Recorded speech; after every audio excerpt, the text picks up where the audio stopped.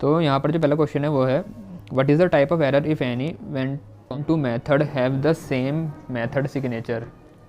Method signature क्या होता है, जैसे मान लो कोई मेथड है मेरा ऐड नाम का, ठीक है, ऐड है या इंट ए इंट बी, ये इसके दो पैरामीटर हैं और ऐड नाम का मेथड है और इसका रिटर्न टाइप है इंट। तो मेथड सिग्नेचर में हम रिटर्न टाइप को छोड़ के जो बाकी बचता है ये हिस्सा, इसकी बात करते हैं, ठीक है। और अगर हम रिटर्न टाइप को भी ले लें तो वो मेथड प्रोटोटाइप होता है। पहली चीज़ तो ये है।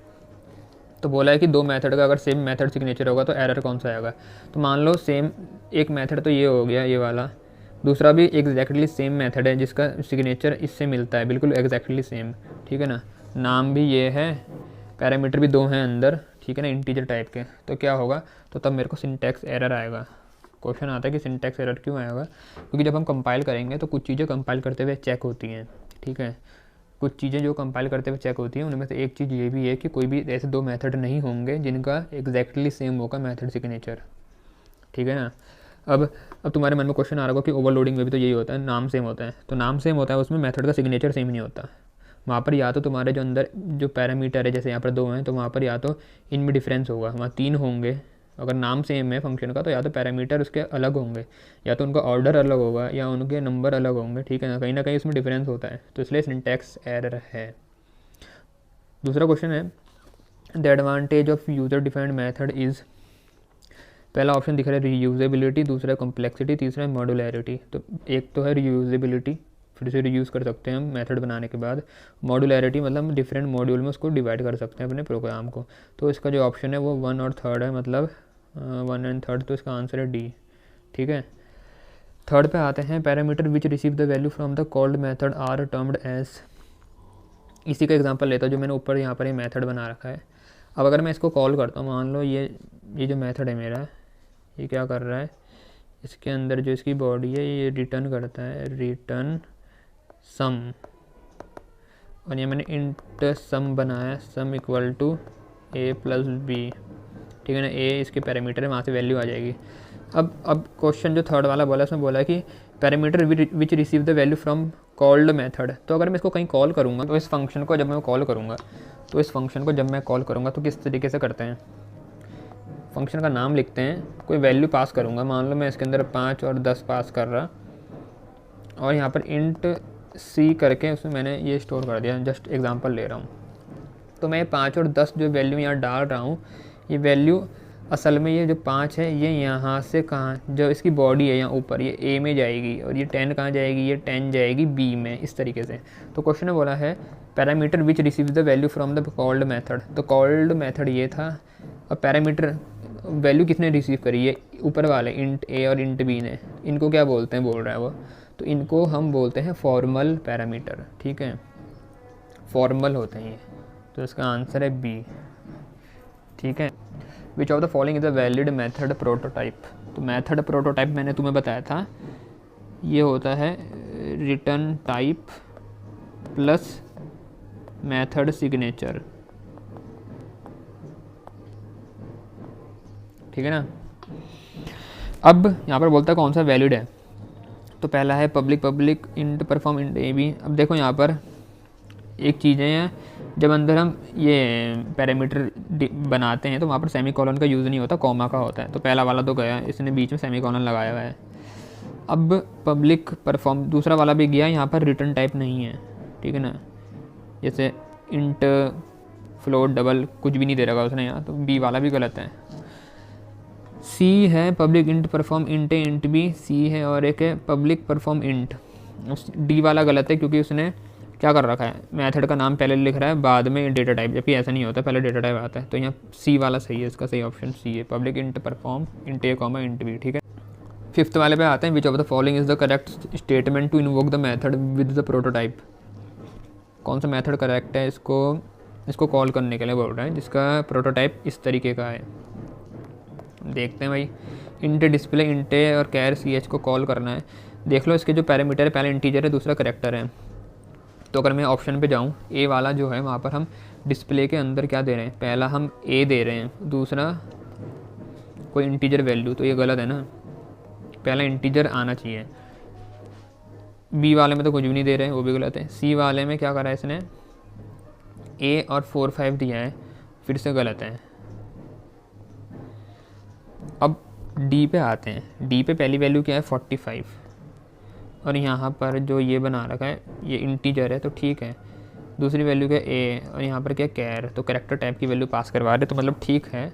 Int M equal to display और ये, तो हमारा जो ऑप्शन सही है वो कौन सा, डी वाला सही है। अब 6th पे आते हैं, which of the following is the correct Java statement to convert the word respect to lower case. कौन सा जावा का स्टेटमेंट करेक्ट है, तो भाई टू लोअर केस एक जावा की स्ट्रिंग क्लास का मेथड होता है। अब यहाँ पर respect dot to lower case, देखो भाई पहला वाला तो गलत है। यहाँ पर पहला वाला गलत क्यों है, क्योंकि यहाँ पर जो टू लोअर केस मेथड है वो पूरा स्मॉल में लिखा है, जबकि ऐसा नहीं होता। जावा में क्या होता है, जो भी मेथड का नाम होता है उसका पहला कैरेक्टर, जो मतलब पहला वर्ड है वो स्मॉल में होगा तुम्हारा, बाकी जो दूसरे वर्ड होते हैं उनका पहला लेटर कैपिटल होता है। जैसे सेकंड पार्ट देखो, टू लोअर केस का टू तो पूरा छोटा है क्योंकि पहला वर्ड वो है, फिर लोअर केस ये दो अलग वर्ड है, इनको वैसे हम चिपका के लिखते हैं, लेकिन लोअर का एल बड़ा है, केस का सी बड़ा है। तो ये तरीका सही है और यही मेथड है सही। सी भी गलत है और string dot to lower case ये भी गलत है, ठीक है ना। तो हमारा जो सही आंसर है वो क्या है, बी ऑप्शन। 7th पे आते हैं, which of the following are wrapper classes. देखो जो भी रैपर क्लास होती है ना वो उसका पहला लेटर बड़ा होता है, तो विच ऑफ द फॉलोइंग बोलता है, बुलियन है, बी वाला नहीं है, कैरेक्टर भी नहीं है, ये वाला है, ठीक है। और याद रखना 8 रैपर क्लास होती हैं हमारी, जैसे बाइट, शॉर्ट, सबका पहला वो बड़ा है letter, byte, short, integer, int के लिए इंटीजर होती है, ठीक है, बाइट, शॉर्ट, इंट के लिए इंटीजर, लॉन्ग, फ्लोट, डबल, फिर कैरेक्टर जो यहाँ है ही, और बुलियन। तो ये 3 है जो थोड़ी कंफ्यूज करती हैं बच्चों को कि ये इंट नहीं होगी, इसकी इंटीजर होगी, ठीक है ना। ऐसी बुलियन की तो चलो बुलियन ही है, कैर की कैरेक्टर होगी। तो ये चीज़ है। तो इसका सही ऑप्शन क्या है, 1 और 4। तो 1 और 4 मतलब ए पार्ट, ठीक है। 8वां क्या है, conversion of wrapper class into its corresponding primitive type is known as. देखो बहुत आसान है, मैं बताता हूँ इसको कैसे तुम समझोगे। जैसे कोई प्रिमिटिव टाइप है, प्रीमिट में ये ऐसे बताऊंगा ना कि तुम्हारे दिमाग में बैठ जाएगा। प्रिमिटिव टाइप को जब हम रैपर क्लास में कन्वर्ट करते हैं तो रैपर क्लास का नाम ही क्या है, रैपर। मतलब हमने किसी चीज़ को किसी रैपर के अंदर बंद कर दिया, ठीक है, रैपर लगा के उस चीज़ को उसके अंदर बंद कर दिया। अब अगर मैं उससे वापस रैपर क्लास को उसके प्रिमिटिव टाइप में कन्वर्ट कर रहा हूँ तो मेरे को रैपर को खोलना पड़ेगा, मतलब मेरे को उसको अनबॉक्स करना पड़ेगा। तो मतलब इसका सही ऑप्शन है unboxing. The string method which result only in a positive integer is, ठीक है। तो यहाँ पर ये कहना चाह रहा है कि स्ट्रिंग का ये जो 4 मेथड दिए इनमें से ऐसा कौन सा होता है जो सिर्फ हमें पॉजिटिव इंटीजर देता है। अब इसका मतलब क्या है, जैसे पहले वाले की बात करूँ इंडेक्स ऑफ, तो ये क्या देगा हमें, ये इंडेक्स देगा ना। मान लो कोई स्ट्रिंग है जैसे ICSC, ठीक है, ये एस नाम के वेरिएबल में मैंने ये स्ट्रिंग रखी हुई है, स्टोर करके ऐसे मान लेते हैं। तो अगर मैंने इसमें पूछा ऐसे इंडेक्स ऑफ C, तो ये क्या देगा मुझे सी का इंडेक्स देगा। सी का इंडेक्स क्या होगा, अगर हम यहाँ पर ध्यान से देखें तो इसका 0 है, इसका 1 है, इसका 2 है और इसका 3 है, ठीक है, 0 से स्टार्ट होता है ना। तो सी का जो इंडेक्स मुझे आउटपुट में मिलेगा वो मिलेगा 1। ऐसे लास्ट इंडेक्स वाला भी इंडेक्स देता है, बट वो लास्ट वाला देता है। मान लो कोई कैरेक्टर एक से ज़्यादा बार आ रहा है तुम्हारी स्ट्रिंग में, जो वो सबसे आखिरी वाली बार में आ रहा होगा वो वाला उसका इंडेक्स देगा। कंपेयर टू, ये कंपेयर करने के लिए यूज़ करते हैं, और लेंथ हमें लेंथ लौटा के देता है। तो यहाँ पर जो सही आंसर है वो है लेंथ। लेंथ हमेशा पॉजिटिव होगी, ठीक है ना, मतलब ये हमेशा पॉजिटिव इंटीजर होगा। बट ये 3 क्यों नहीं है ऑप्शन, 3 इसलिए नहीं है, अगर मान लो मैंने यहाँ सी की बजाय मैंने यहाँ पूछा होता इंडेक्स ऑफ कोई ऐसा कैरेक्टर जो इसमें है ही नहीं, जैसे एच, तो एच तो इसमें है ही नहीं ना ICSC में, तो तभी मेरे को -1 देगा लौटा के। ऐसे ही लास्ट इंडेक्स ऑफ भी करता है। कंपेयर टू है जो, उसका मैं इसलिए बता रहा हूँ क्योंकि क्वेश्चन मॉडिफाई होकर भी आ सकता है। कंपेयर टू के केस में आंसर में 0 भी मिल सकता है, पॉजिटिव भी आ सकता है, और नेगेटिव भी आ सकता है कंपेयर टू के केस में, क्योंकि वो एस के वैल्यू को कंपेयर करता है। तो अगर पहला वाला जो तुम्हारा स्ट्रिंग है वो वाला बड़ा है दूसरे वाले से, डिक्शनरी वाले ऑर्डर में अगर हम बात करें तो हमें पॉजिटिव मिलेगा, लेकिन पहला वाला छोटा है दूसरा वाला बड़ा है तो हमें नेगेटिव मिलेगा। दोनों बराबर है तो ज़ीरो। तो इसलिए कंपेयर टू तीनों ही दे देता है चीज़ें, बस लेंथ है जो हमेशा आंसर पॉजिटिव इंटीजर देता है, तो वो डी है। 10th पे आते हैं, the method to convert a string to double is. String को डबल में कन्वर्ट करना है तो यहाँ पर डबल क्लास का मेथड का यूज़ करेंगे। कई बच्चे क्या करते हैं, जैसे ही देखा कि स्ट्रिंग को डबल में कर रहे हैं तो फट से वो ए वाले ऑप्शन को चूज हो सकते हैं, क्योंकि यहाँ पर स्ट्रिंग डॉट टू डबल लिखा है तो ऐसा लगता है कि हमें स्ट्रिंग को डबल में कन्वर्ट कर रहे हैं, बट ये नहीं है। जो सही आंसर है वो है कि हम डबल क्लास के पार्ट्स डबल मेथड का यूज़ करके कन्वर्ट करेंगे स्ट्रिंग को डबल में। ऐसी तुम्हारी 8 और क्लास हैं रैपर क्लास, हर एक का अपना खुद का एक मेथड है पार्ट्स करके, उसके आगे उस क्लास का नाम जो किसी भी स्ट्रिंग को उस क्लास के डेटा टाइप में कन्वर्ट करता है, ठीक है ना। तो यहाँ पर ये स्ट्रिंग को लेके किस में कन्वर्ट करेगा, स्ट्रिंग को डबल में कन्वर्ट करेगा, तभी हमने डबल क्लास का पार्ट्स डबल मेथड का यूज़ किया है। तो ये तो क्वेश्चन में बोला है method to convert a string to double, तो कौन सा वाला ऑप्शन ठीक है, सी ऑप्शन ठीक। यहाँ बोला द जावा स्टेटमेंट ये रिजल्ट इन, तो भाई यहाँ पर x है, x dot length result in, तो ये तुम्हें दिख रहा होगा यहाँ पर हमने लेंथ वेरिएबल का यूज़ किया है। लेंथ फंक्शन मेथड नहीं है, दो होते हैं ना, एक तो होता है लेंथ ये वाला और एक होता है नॉर्मल लेंथ।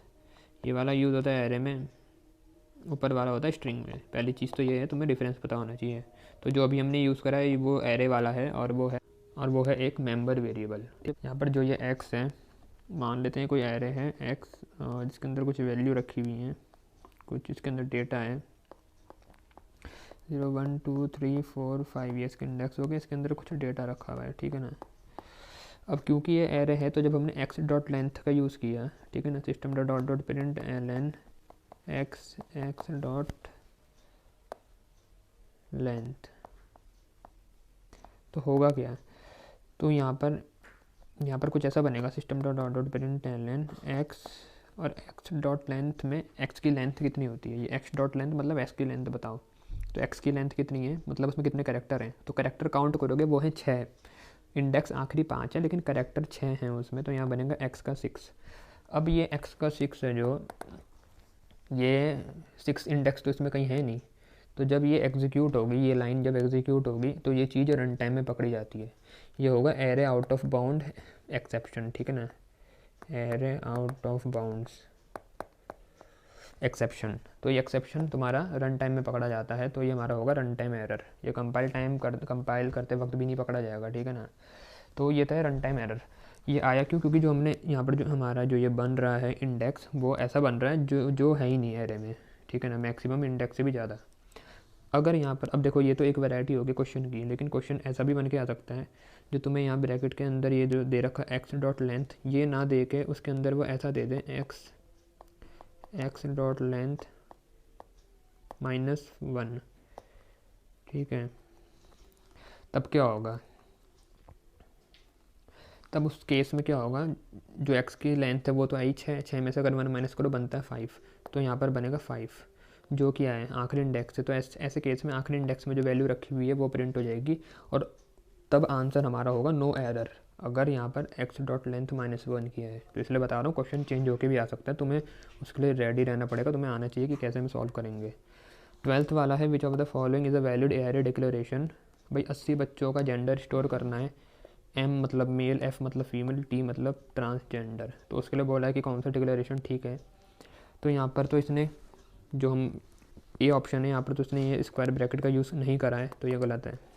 बी वाला अभी देखते हैं, सी वाला है वहाँ पर उसने उसको साइज़ नहीं बताया कि कितने साइज़ का एरे बना, सी भी गलत है। डी वाले में क्या कर रहा है, डी वाले में इसने सिंटैक्स ही गलत है, डिक्लेयर करने का जो सिंटैक्स होता है 80 यहाँ पर नहीं लिखते हैं, 80 वो यहाँ लिख रहा है जबकि वो यहाँ आना चाहिए, साइज़ हम यहाँ बताते हैं, तो ये भी गलत है।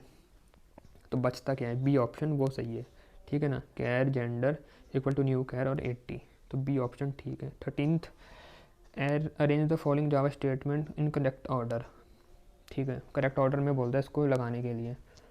देखो भाई सबसे पहले इस क्वेश्चन में क्या करेंगे, एक यहाँ एरे बना रहे हैं int A equal to new int, तो पहला तो ऑप्शन ये ठीक है, सबसे पहला काम होगा ये एक एरे बनेगा। एरे बनाने के बाद अब बारी आती है एरे में डेटा भरने की। तो अगर देखो जो फर्स्ट ऑप्शन है वो नेक्स्ट हो सकता है क्या? वो नहीं हो सकता, क्योंकि यहाँ पर हम SC का यूज़ कर रहे हैं जो स्कैनर का ऑब्जेक्ट होता है, तो उसको यूज़ करने से पहले उसे बनाना पड़ेगा। तो वो तो थर्ड लाइन पे बन रहा है, मतलब थर्ड नंबर है उसका। तो सेकंड ये होना चाहिए, मतलब स्कैनर का ऑब्जेक्ट अगला पार्ट है वो बनेगा, उसके बाद ही हम एरे में डेटा ले पाएंगे। लेकिन डेटा लेने से पहले हमें एक लूप भी तो लगाना पड़ेगा, लूप की मदद से लेते हैं ना। तो तीसरा ऑप्शन ये है। और लूप के अंदर हम क्या करेंगे, ये वाला काम करेंगे। तो चौथा ऑप्शन ये है। लूप के अंदर हम बारी बारी चलेंगे ना, देखो आई यहाँ है और आई यहाँ है, तो बारी बारी जब लूप चलेगा तभी तो आई की वैल्यू आएगी। तो पहले लूप है, उसके बाद वो है। अब यहाँ पर एक तो ये हो गया। देखो यहाँ पर एक और ऑप्शन तुम्हारे मन में आ सकता है कि पहले हम स्कैनर को बना लेंगे भाई, थर्ड ऑप्शन पहले।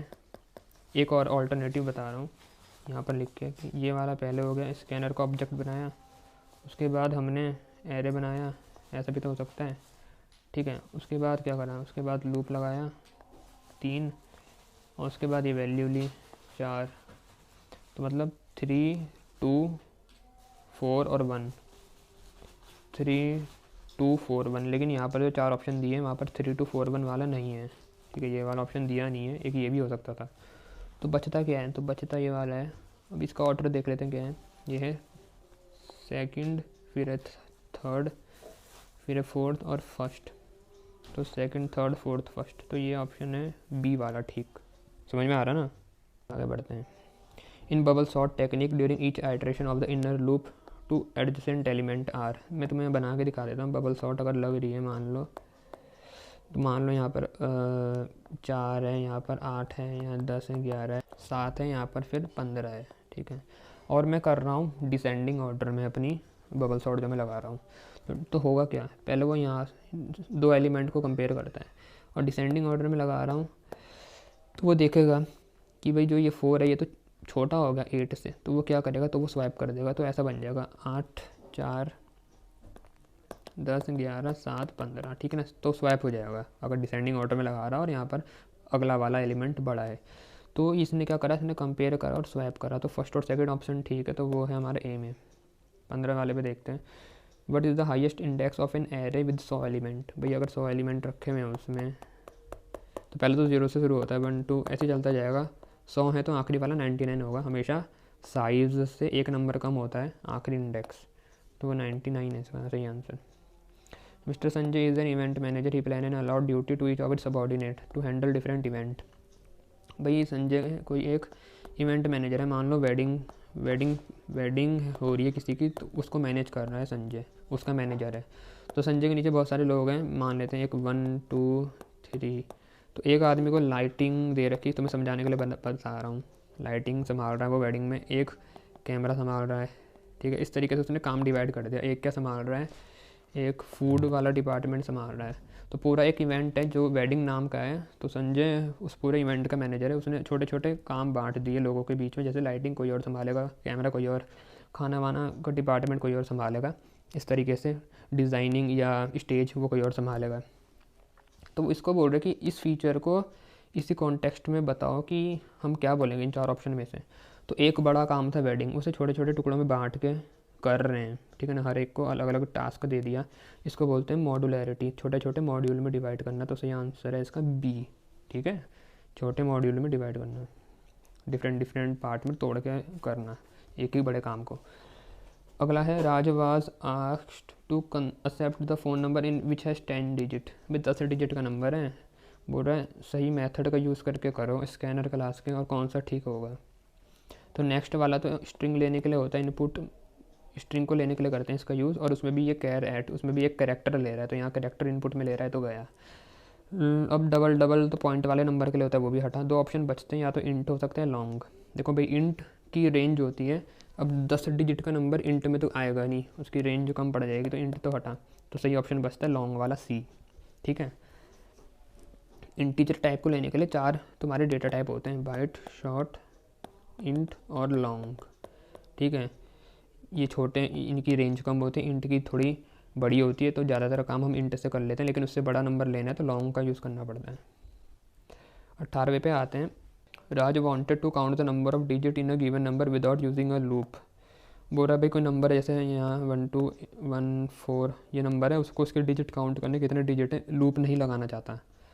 ठीक है भाई, तो तरीका क्या होगा, तो एक तो बोलता है नंबर ये एन में स्टोर है कि एन डॉट लेंथ कर दो, सी वाला ऑप्शन। तो ये तो गलत है ना भाई, एन तो नंबर है, नंबर की लेंथ नहीं निकलती। मतलब ये लेंथ मेथड स्ट्रिंग क्लास का है तो स्ट्रिंग पे लगेगा, नंबर में नहीं लगेगा, इंटीजर में नहीं लगा सकते, तो ये गलत है। दो ऑप्शन बचते हैं, तो ऑल ऑफ द अबव भी गया। अब ए और बी में से कोई एक होगा, ठीक, देखते हैं। बी में क्या कर रहा है, integer dot parse int N. तो एन तो पहले देखो भाई, जब भी हम पार्स वाले मेथड का यूज़ करते हैं तो हम स्ट्रिंग को पास करवाते हैं, लेकिन यहाँ एन तो पहले से इंटीजर है ना, तो भाई एन को पास करवा रहा है वो इंटीजर को, तो ये तो वैसे ही गलत है। तो सही ऑप्शन क्या है, ए वाला। और वैसे भी मैं तुम्हें अगर ए को बताऊँ तो स्ट्रिंग डॉट वैल्यू ऑफ, ये वैल्यू ऑफ क्या करता है, ये वैल्यू ऑफ किसी भी जो इसमें मतलब वैल्यू आ रही है उसको स्ट्रिंग में कन्वर्ट करता है। तो एन अभी क्या है, ये इंटीजर टाइप की वैल्यू है ना, नंबर तो इंटीजर होता है, या अच्छा यहाँ पर इंटीजर हो सकता है या लॉन्ग हो सकता है या शॉर्ट या बाइट, मतलब डेटा टाइप उसका इन चारों में से कुछ भी हो सकता है। बट क्योंकि वो एक नंबर है तो वो क्या होगा, इंटीजर टाइप का होगा, ठीक है ना। जो वो इंटीजर टाइप का डेटा आया तो हमने यहाँ पर वैल्यू ऑफ का यूज़ करके, अगर वो 1214 था तो वो क्या बन जाएगा, वो ये वाला 1214 ये बन जाएगा, मतलब स्ट्रिंग बन जाएगा। फिर उसने डॉट लेंथ लगा के उसकी लेंथ निकाल दी, तो अगर कोई 1214 डॉट लेंथ लिखे ऐसे तो उसकी लेंथ प्रिंट हो जाएगी, मतलब लेंथ निकल के मिल जाएगी जो क्या है 4। तो बिना लूप की मदद से मैंने इसकी लेंथ निकाल दी, तो ए ऑप्शन ठीक है। Ram was asked to encode a string S, ठीक है, एक स्ट्रिंग थी जिसको इनकोड करना था by replacing the letter E with hash. E को हैश से रिप्लेस करके उसे इनकोड करना है। बोलता है कि सही स्टेटमेंट बताओ। मतलब मेरी कोई स्ट्रिंग है, फॉर एग्जांपल ICSE, तो यहाँ पर ई है, ठीक है ना। अब इसको इनकोड करना है तो ये इनकोड कैसे होगी, ये इनकोड ऐसे होगी, जहाँ भी मेरे को ई दिखेगा उसे हैश से रिप्लेस करूँगा, ठीक है, ICS हैश। तो भाई इसके लिए इन्होंने 4 मेथड दिए हैं, बोला सही कौन सा है। तो देखो यहाँ पर याद रखना है रिप्लेस मेथड में क्या होता है, हम सबसे देखो ये 2 पैरामीटर लेता है, ठीक है ना, 2 इसमें आर्गूमेंट हम पास करते हैं। पहला तो होता है ओल्ड कैरेक्टर जिसे हमें रिप्लेस करवाना है। भाई जैसे मान लो तुम अपने घर की कोई चीज़ बदलवानी है, तुम्हें फ़ोन रिप्लेस करवाना है, तो पहले तो तुम दुकान वाले को पुराना फ़ोन दोगे ना, ओल्ड फ़ोन जब उसे दोगे तभी तो तुम्हें उसके बदले रिप्लेस करके वो नया फ़ोन देगा, ठीक है ना। ऐसे ही होता है ना, जब तक तुम पुरानी चीज़ नहीं दोगे उसके बदले में तुम्हें रिप्लेसमेंट कैसे मिलेगा। तो भाई यहाँ भी वही करना पड़ता है, इस मेथड में पहले तुम्हें पुराना वर्ड देना पड़ता है, ठीक है, जिसको तुम रिप्लेस करवाना चाहते हो। अब यहाँ पर तो ये जो ये बी वाला है और डी वाला ये तो गलत है, इसमें तो एक ही ले रहा है वो पैरामीटर, जबकि 2 देने पड़ते हैं। अब ए और सी ऑप्शन बचता है, जिसमें से सही कौन सा है वो देखेंगे। तो पहले मैंने तुम्हें बताया हमें पुराना वाला देना है, पुराना कौन सा है, ई। तो यहाँ पर सी ऑप्शन है जिसमें हम पहले ई दे रहे हैं ओल्ड कैरेक्टर, और उसे किससे रिप्लेस कर रहे हैं, नया वाला, वो है हैश, वो सेकंड में दे रहे हैं। तो ये इसका सही आंसर है, वो है सी। समझ में आया। आगे वाले पे आते हैं 20 पे। When string M is compared to N, 2 string है, एक है एम और एक है एन। उन्होंने बोला जब इनको हमने कंपेयर करा जो रिज़ल्ट आया वो 0 से बड़ा आया, greater than 0, which of the following is true. याद रखना जब भी हम कंपेयर करते हैं, कंपेयर टू मेथड की मदद से, तो ये 2 स्ट्रिंग इसमें चाहिए होती हैं हमें। जैसे मैं मान लो यहाँ पर अगर कंपेयर कर रहा हूँ M dot compare to N, ऐसा कर रहा है M dot compare to N, क्योंकि यहाँ पर 2 स्ट्रिंग बोली हुई हैं। तो ये करता क्या है, ये करता ये है, जैसे जो मेरी 2 स्ट्रिंग होंगी ये उनकी एस का वैल्यू को माइनस करते हुए चलेगा। अब खुद सोचो, इसमें आंसर या तो आता है पॉजिटिव, या तो आता है नेगेटिव, या आता है 0। ये कब होता है पॉजिटिव, जब मेरा m बड़ा होगा n से। बड़ा होने का मतलब ये है कि वो लेटर बाद में आता है। जैसे फॉर एग्जांपल ABCDEFGH की अगर मैं बात करूँ तो सबसे पहले A आया, उसके बाद आता है B, उसके बाद आता है C, उसके बाद D, ऐसे चलता जाता है। तो अगर मैं बोलूँ B और D में बड़ा कौन है, तो D बड़ा है, क्योंकि इसकी S का है वैल्यू B से बड़ी होगी, ठीक है ना। समझ में आ रही बात। तो वैसे ही अगर जो मेरा m है वो मेरा अगर बड़ा है n से, तो उसी केस में जब वो m माइनस एन करेगा, जब वो उसकी एस का वैल्यू को एन वाले की एस का वैल्यू से माइनस करेगा, ये कंपेयर टू मेथड को मैंने डिटेल में समझाया वैसे, ठीक है ना, इसकी प्लेलिस्ट है स्ट्रिंग हैंडलिंग की, तो वहाँ देख सकते हो।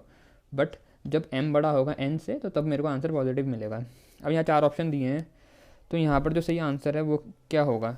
एक तो बोलता है m comes before n in the dictionary, कि m डिक्शनरी में n से पहले आता है। अरे भाई पहले आएगा तो वो बड़ा कैसे होगा, पहले वो आता है जो छोटा होता है, जैसे a सबसे पहले आता है डिक्शनरी में, b उसके बाद आता है, फिर c उसके बाद, जो पहले आ रहा है वो तो छोटा होगा ना।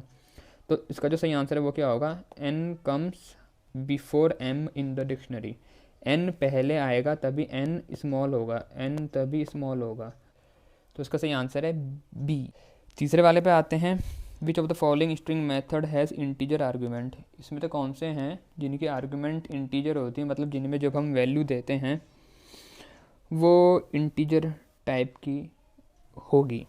तो लेंथ है, जब हम लेंथ निकालते हैं, लेंथ में तो हम कुछ देते ही नहीं ना, तो ये तो हटा, ठीक है। दूसरा है कैर एट, ठीक है जी। कैर एट में क्या देते हैं, कैर एट, इसमें हम वैल्यू देते हैं इंडेक्स। फॉर एग्जांपल मैंने 1 दिया तो कैरेक्टर एट 1 इंडेक्स वाला कैरेक्टर मुझे मिल जाएगा। तो कहने का मतलब ये जो अंदर हम पैरामीटर दे रहे हैं वो तो इंटीजर है ना, तो एक तो हुआ कैर एट। अब आते हैं सब स्ट्रिंग और इंडेक्स ऑफ पे। तो इंडेक्स ऑफ में क्या देते हैं हम, इंडेक्स ऑफ, इसके अंदर हम क्या पास करवाते हैं, हमें जिसका इंडेक्स पता करना होता है वो हम इसके अंदर देते हैं ना। तो इंडेक्स ऑफ कैसी चीज़ इनपुट में लेता है, ये एक कैरेक्टर लेते हैं, ठीक है। ये या तो एक कैरेक्टर लेता है इनपुट में, या एक स्ट्रिंग लेता है जिसका हमें इंडेक्स पता करना है, ठीक है ना। किसी सेंटेंस में किसी स्ट्रिंग का मान लो हमें इंडेक्स पता करना है, तो ये उसको इनपुट में लेगा। तो इसमें हम स्ट्रिंग या कैरेक्टर हम इनपुट में दे सकते हैं। तो जो सही ऑप्शन है वो है सेकंड और फोर्थ, मतलब सेकंड और फोर्थ सी, ठीक है। ये हो गया इसका आंसर। अब उसके बाद आगे बढ़ते हैं। Assertion property by virtue of which one class acquired the property of another class is termed as inheritance.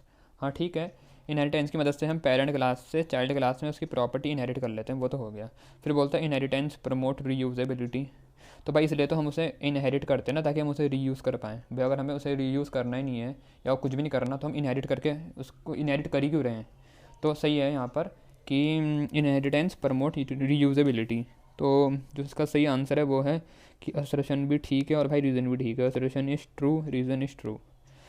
Which of the following is not true for polymorphism. बोलता है all method have same name. हाँ तो भाई polymorphism तभी होता है जब name same होते हैं, तो ये तो ठीक है। क्वेश्चन ने पूछा है विच इज़ नॉट ट्रू, तो ए तो ट्रू है। बी पे आते हैं, method are invoked based on the argument. बोलता है जब मेथड को हम कॉल करते हैं तो वो आर्ग्यूमेंट की मदद से होता है। अब जैसे 2 मेथड हैं ऐड नाम के, तो मैं समझाने के लिए ले रहा हूँ। यहाँ पर इंट ए ले रहा है इनपुट में, या इंट ए और इंट बी ले रहा है, बता रहा हूँ। मतलब ऐसे 2 मेथड हमारे हैं और ये अलग अलग आर्गूमेंट लेते हैं। तो भाई जब नाम सेम है तो उसको पता कैसे चलेगा जावा को कि कॉल किसको करना है। तो वो पैरामीटर की मदद से ही तो समझेगा रन टाइम में कि भाई तुम 2 पैरामीटर पास करवा रहे कि 1 करवा रहे, या किस टाइप के पैरामीटर पास करवा रहे। तो method are invoked based on the argument. तो जैसे तुम आर्गूमेंट दोगे उसी के अकॉर्डिंग वाला जो सूट करेगा उससे, वो वाला मेथड वो कॉल करेगा। तो ये भी ट्रू है। Method should have the same number and same type of argument, ये वाला गलत है। क्यों? अगर भाई उसके आर्ग्यूमेंट भी एग्जैक्टली सेम हो गया और उनका टाइप भी सेम हो गया। अब जैसे ये ऊपर वाला ही है, यहाँ पर मैंने इंट ए लिया है, अब यहाँ पर कॉमा इंट, मान लो इंट जेड है, ठीक है ना, उससे कोई फ़र्क नहीं पड़ता। फ़र्क इससे पड़ता है कि यहाँ पर दोनों इंटीजर टाइप के, नीचे वाले के भी दोनों इंटीजर टाइप के हैं और दोनों का नंबर भी सेम है। यहाँ पर 2 पैरामीटर है, ऊपर भी 2 पैरामीटर हैं।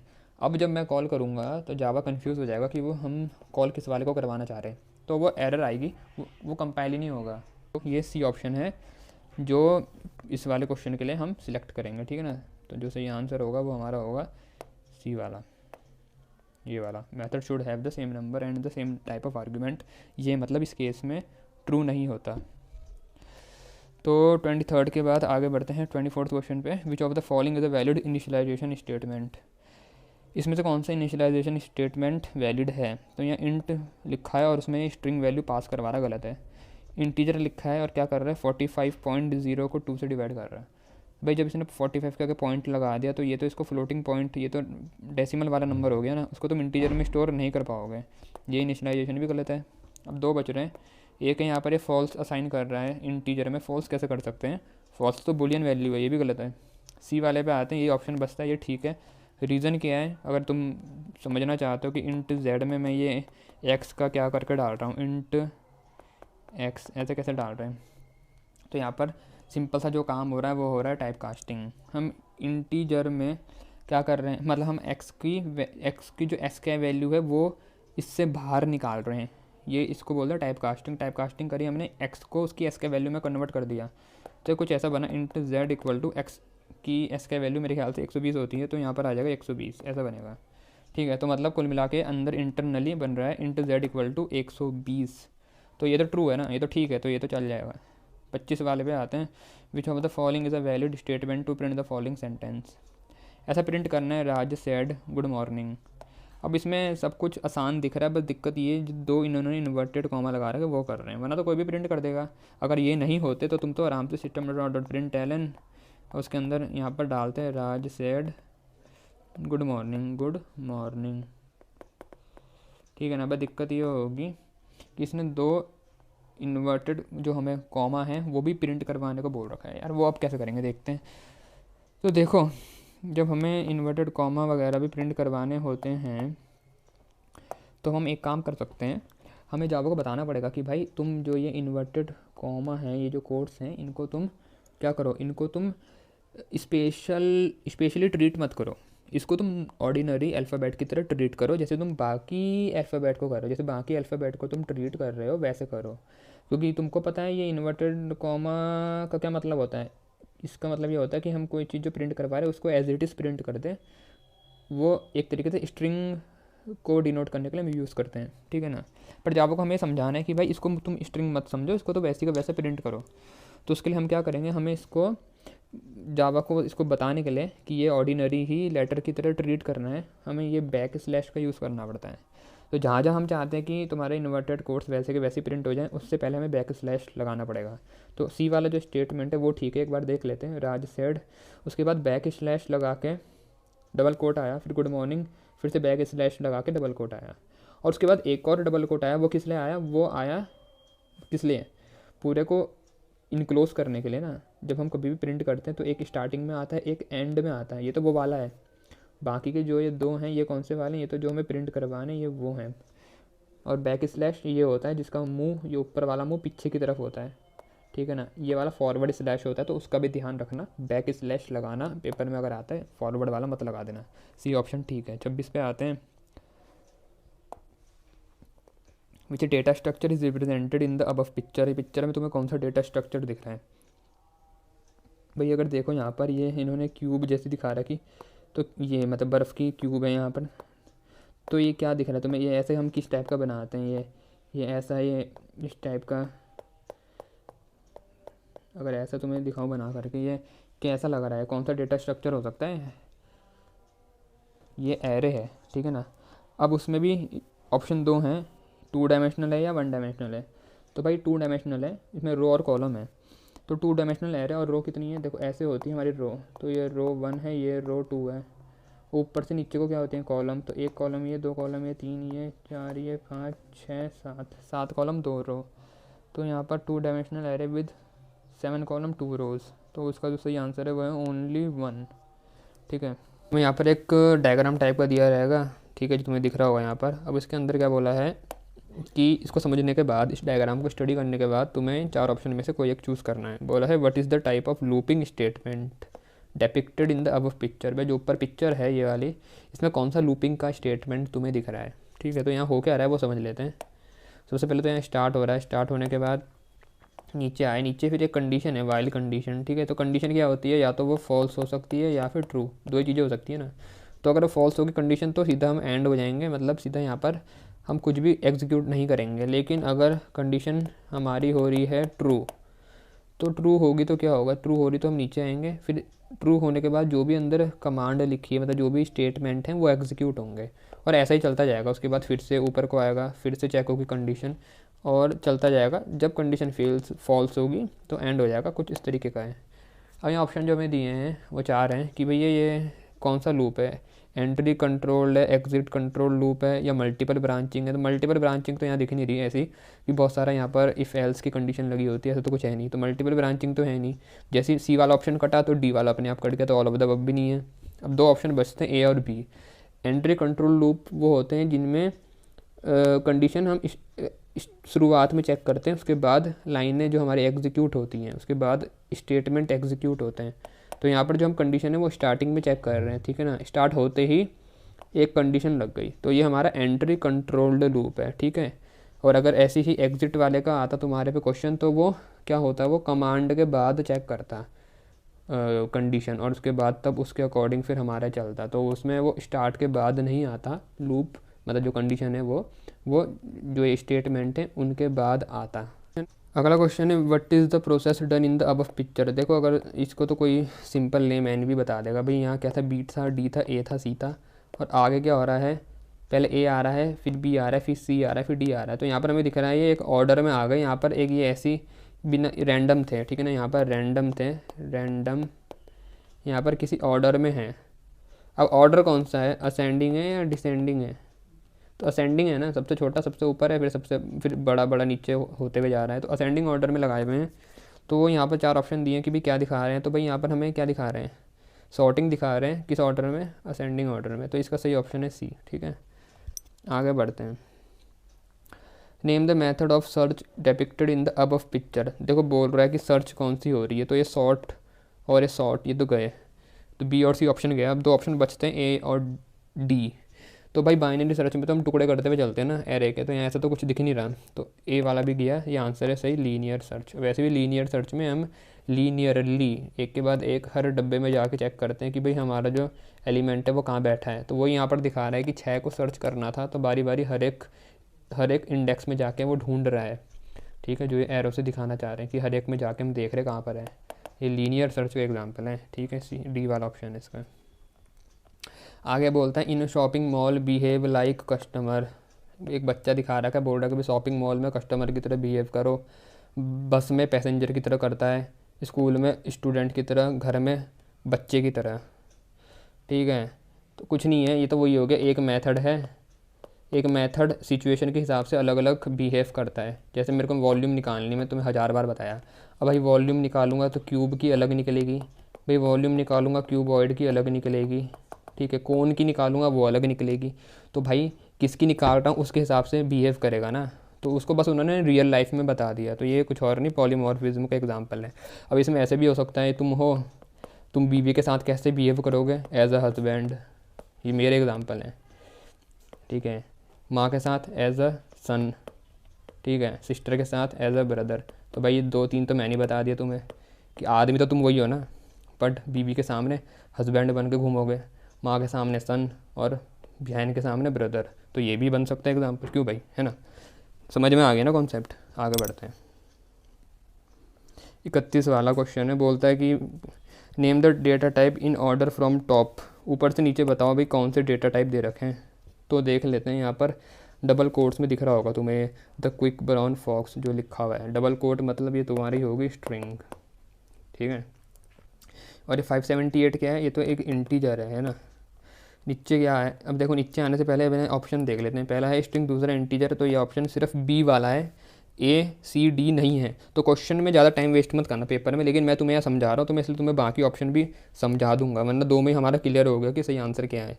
थर्ड वाला ये एक स्केप सीक्वेंस होता है, तुमने पढ़े होंगे, /n /t, ठीक है, इनका यूज़ भी करा है हमने बहुत बार। ये स्केप सीक्वेंस है, मतलब कैरेक्टर टाइप के कैर। और आखिरी वाला पॉइंट का नंबर है तो डबल हो गया, ठीक है भाई। तो सही ऑप्शन हमारा बी वाला ही है। 32 पे आते हैं, बोलते हैं एरे है, हाँ ठीक है दिख रहा है। अब ये पर थोड़ा ट्रिकी क्वेश्चन है। ट्रिकी क्वेश्चन क्यों है वो देख लेते हैं। इसमें बोला कि how many byte are occupied by the above 2 dimensional array.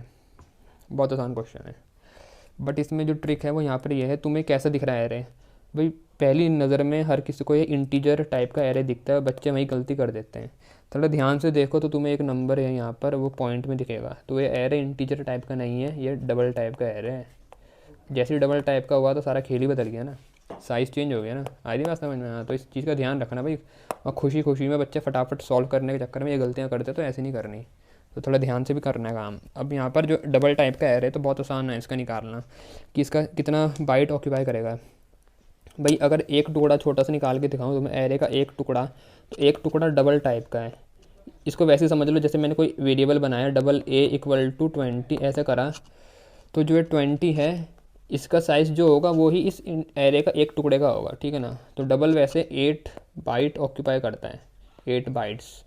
तो भाई ऐसे समझ लो कि एक ये जो टुकड़ा है, क्योंकि एरे मेरा डबल टाइप का है, पूरा बड़ा सा एरे जो दिखा रखा है पूरा डबल है, तो इसका हर एक बॉक्स की 8 बाइट होगी, इसकी 8 बाइट, इसकी 8 बाइट, ऐसी कितने हैं इसमें, इसमें तुम काउंट कर लो 4 और 4 कुल मिला के 4 × 4 16 इसमें एलिमेंट हैं, हर एक की 8, तो 16 × 8 कितना हो रहा है 128 बाइट्स, बाइट्स है बाइट्स, ठीक है। तो आंसर है बी वाला बाइट्स। लेकिन अगर इसको किसी ने बिट्स में बोला होता तो कितना होता 64 बिट्स, तब हर एक बॉक्स का बाइट की बजाय 64 बिट्स हो जाता है। बात समझ में आ रही भाई। क्वेश्चन के ना जो तुम यहाँ ऑप्शन दिए रहते हैं वहाँ देख भी लेना बाइट में दिया है कि बिट्स में दिया है, और इनको ना याद करने का बहुत आसान तरीका है। हर एक की साइज़, चाहे इंटीजर हो, शॉर्ट हो, बाइट हो, इंट हो, फ्लोट हो, डबल हो, कैर, बुलियन, लॉन्ग, ठीक है।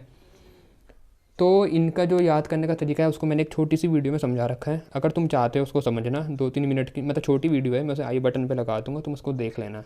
नहीं देखना चाहते तुम्हारी मर्जी। आगे बढ़ते हैं।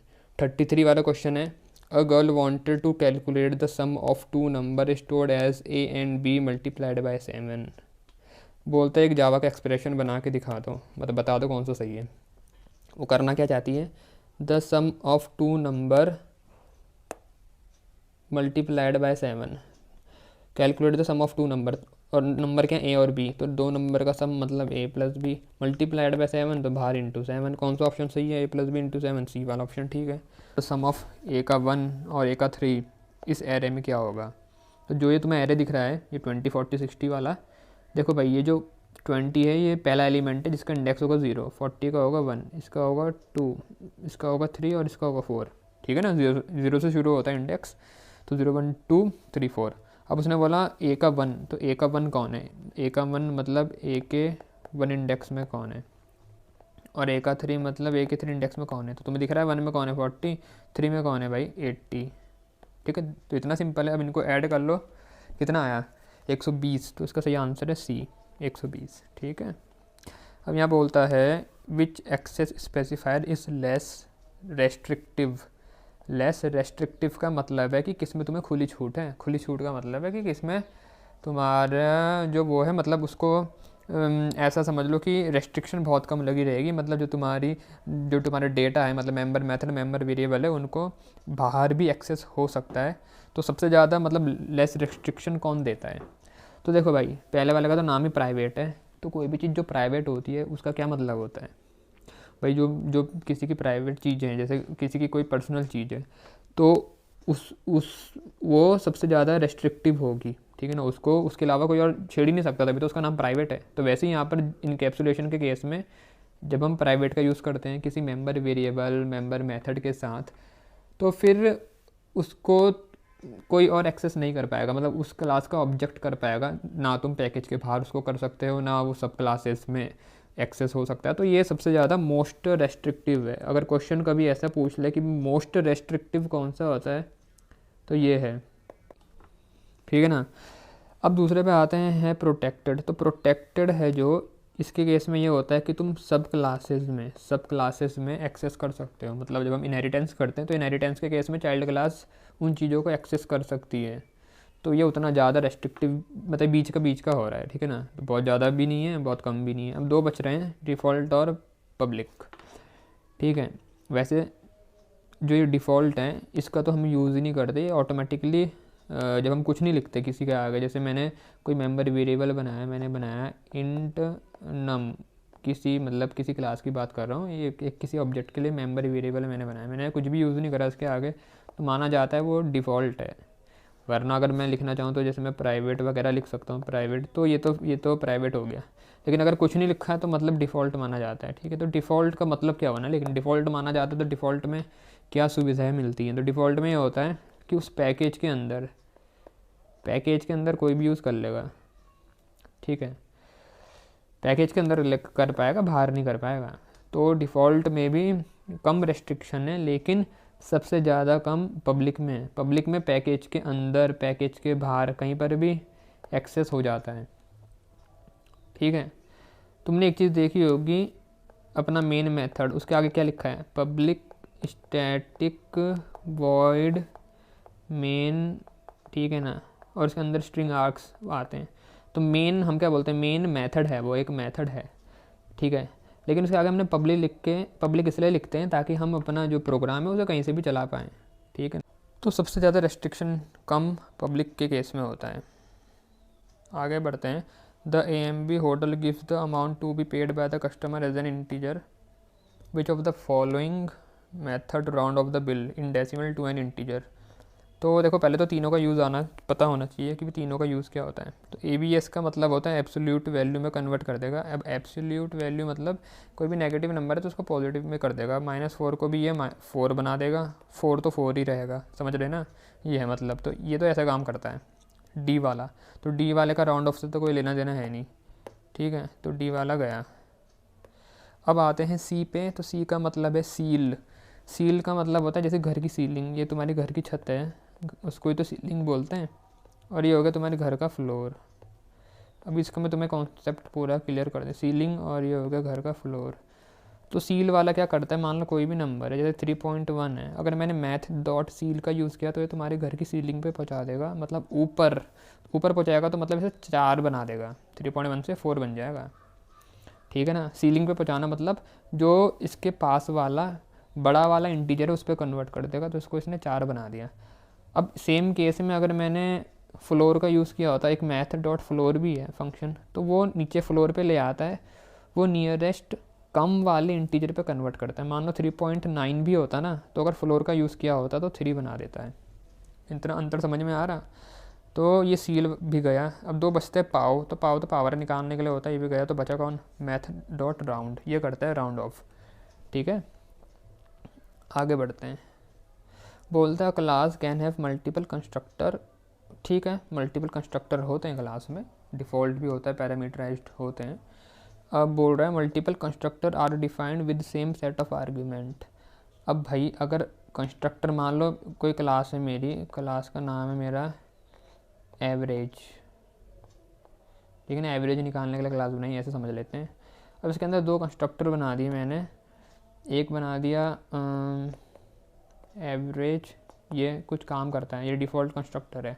अब ये चलो ठीक है, एक और बना दिया एवरेज, ये इंट ए, ये कोई एक इंटीजर लेता है।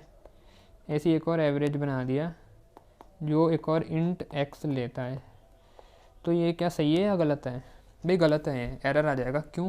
क्योंकि यहाँ एवरेज 2 कंस्ट्रक्टर ऐसे बना दिए जो बिल्कुल एग्जैक्ट सेम है। भाई कंस्ट्रक्टर का नाम सेम होता है क्लास के नाम से, वो तो ठीक है, बट उसके अंदर के जो पैरामीटर हैं वो उसमें कम से कम या तो पैरामीटर का नंबर में अंतर हो, या पैरामीटर में कुछ तो अंतर हो, या तो पैरामीटर का टाइप अलग हो। या इंटीजर है तो यहाँ स्ट्रिंग हो जाता, कैरेक्टर हो जाता, तो भी काम चल जाता।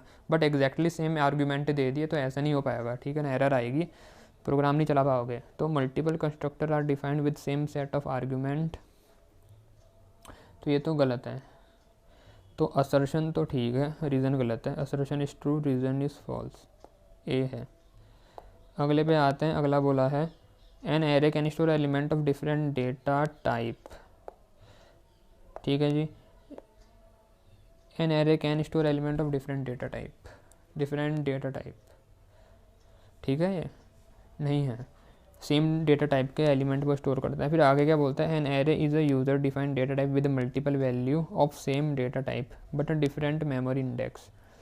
देखो ए तो गलत है, रीज़न ठीक है, तो A is false, reason is true. अब इसका रीज़न है जो ये बोल कह रहा है मेमोरी इंडेक्स, तो बोल रहा भाई कि सेम डेटा टाइप की मल्टीपल वैल्यू होती हैं उसमें। जैसे कोई इंटीजर एरे है तो 1 हो गया, 2 हो गया, 8 हो गया, 10 हो गया, मल्टीपल इसमें इंटीजर टाइप की वैल्यू भरी हुई है, सेम डेटा टाइप की है। हाँ, तो इंटीजर एरे है तो इंटीजर टाइप की ही वैल्यू होंगी इसमें, बट बोल रहा बट डिफरेंट मेमोरी इंडेक्स।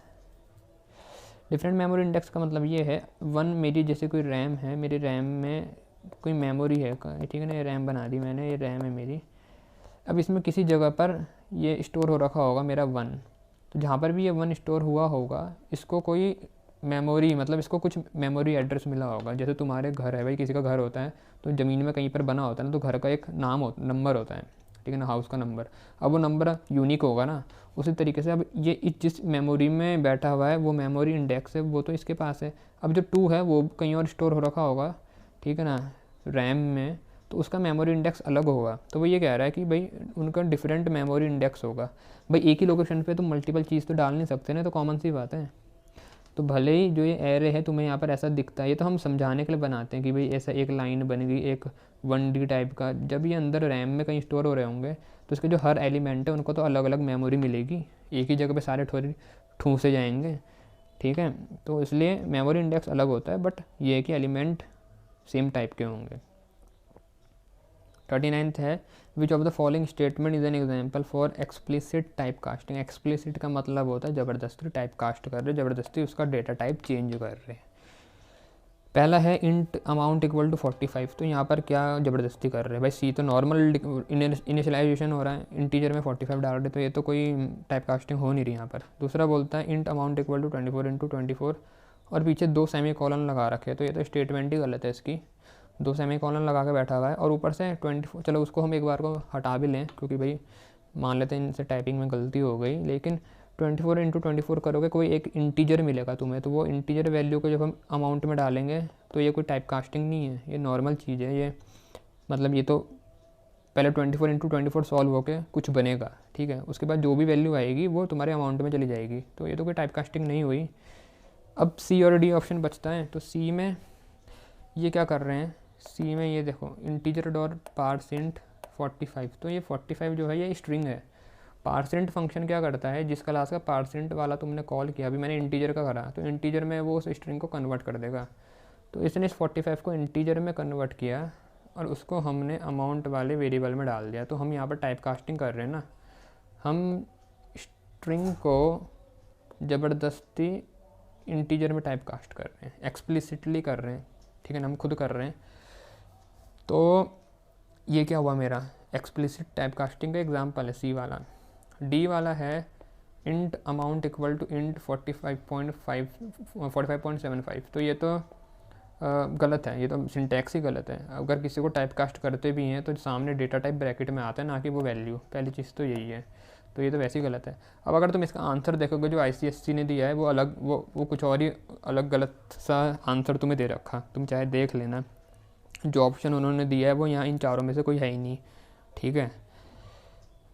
आगे बढ़ते हैं 40 वाले में, the output of the statement ये प्लस ये इज़, देखो अभी सील का मतलब मैंने तुम्हें बताया था, देखा ना, और यहाँ पर यूज़ भी हो रहा है। तो मैंने बताया था कि भाई सील का मतलब सीलिंग में पहुँचा देगा, तो सीलिंग में पहुँचा देगा, तो 89.9 के पास वाला सबसे बड़ा इंटीजर कौन है, 90 है, तो इसको तो उसने 90 बनाया, 90.0 इंटीजर। देखो पास वाला इंटीजर तो 90 है, बट जो हमें math dot seal function value लौटा के देता है वो डेसिमल टाइप की देगा, तो 90 के पीछे 0.0 नॉर्मल सी बात है, वो लग ही जाएगा, वो लगा देगा, क्योंकि वो हमें किस में देता है वैल्यू लौटा के, डेसिमल में, तो पॉइंट आएगा। Plus math dot floor, floor वाला किस में ले आएगा, वैल्यू को फ्लोर में ले आएगा, चाहे वो 90.5 हो चाहे वो 90.9 हो, फ्लोर में लाएगा तो 90 बना देगा, तो उसे 90 बनाएगा, 0.0 भी आएगा क्योंकि वैल्यू ये भी डेसिमल में देता है, लौटाता है। अब इन दोनों को ऐड कर लो तो आंसर क्या बना, 180.0, तो ये वाला आंसर सही है, सी वाला, ठीक है। ध्यान रखना क्योंकि ऊपर एक और ऑप्शन दिया है जिसमें पॉइंट नहीं है, तो 90% बच्चे वहीं मारेंगे टिक, तो वो गलती मत करना। The output of the statement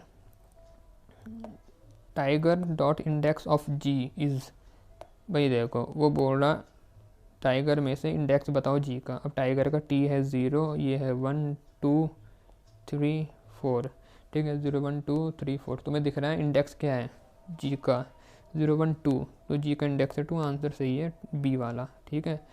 index of हमें इंडेक्स देता है जो हमने वैल्यूज़ के अंदर दी, तो कैपिटल जी की वैल्यू, कैपिटल जी हमने दिया तो उसका इंडेक्स क्या है 2, तो उसने 2 लौटा के हमें दिया, तो उसका आंसर है 2। मुझे उम्मीद है तुम्हें यहाँ तक समझ में आया होगा।